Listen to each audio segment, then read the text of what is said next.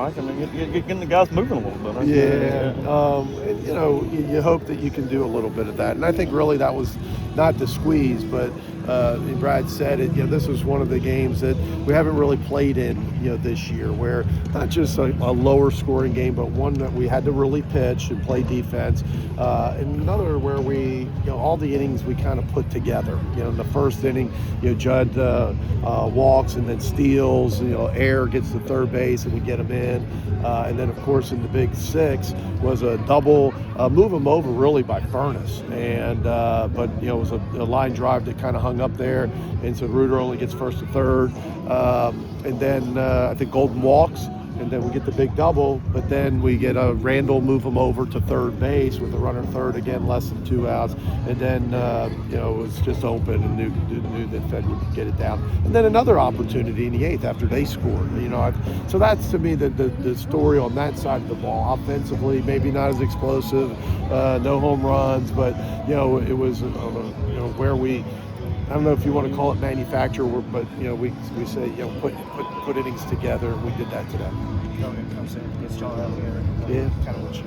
I thought he was terrific. I think third time out, and just what we thought he'd be. A guy that's really premium stuff that just floods the strike zone, and it's nice when you run a guy out there late in the game and he's going to the strike zone.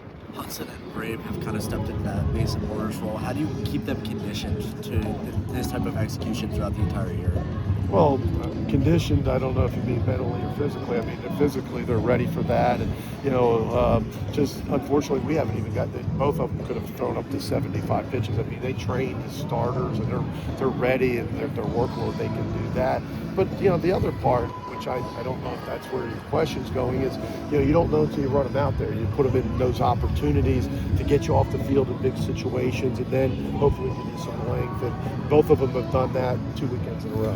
Team seemed a little error-prone in earlier games this year, but today, like you said, they needed to play good defensively and seemed really clean. What have you seen from your defense? No, and we did, and you're exactly right. And we needed it today, and it's not a secret that we haven't fielded it well and kicked it around. But we're better. We're better than what we've played through 7 games. So it's nice to play like we think we can play today. Cade's making everything just look really easy. It just looks ace-like out there right now. Because you can tell he's feeling good, and but with some different arsenal. I thought last week he really leaned on the new slider that he'd learned. Today he didn't really have that as much. It was more cutter curve, and he threw more change-ups, and so and a few more fastballs today. So and he's able to do that, and I think that's going to be him from weekend to weekend. What makes him special is, man, he can really do whatever he wants with the ball. It's really good stuff, and it's a ton of strikes. You have to get him to like 85, 90 next week. I don't know if he'll get that high. Today the goal was 60, 65, and so I think next week he'll probably be in that 70 range, which gets you to Evansville, which is in the 80 range, and he'll be ready. Was that control there all fall? I think 1 walk now through 2 starts. Yeah, he's always been like that. Last year was a little uncharacteristic, but that happens to freshmen. He's a guy that can really command it. I mean, so that was a long answer, but the short answer is yes.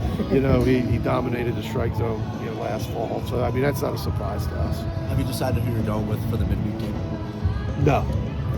Conant kind of had that slow heartbeat coming in. He thought, late game leverage kind of stuff. And when you recruited him, we thought that he would be that guy, and he was kind of the number one bullpen piece for them that had length, right? Like he could come in, and I think I've said it to you guys, where what was impressive is he's pitched in some big atmospheres at LSU and Arkansas and others, and so yeah, we felt he could be that guy, and he's done it since he's been here. So. Thanks, Mike. All right, guys.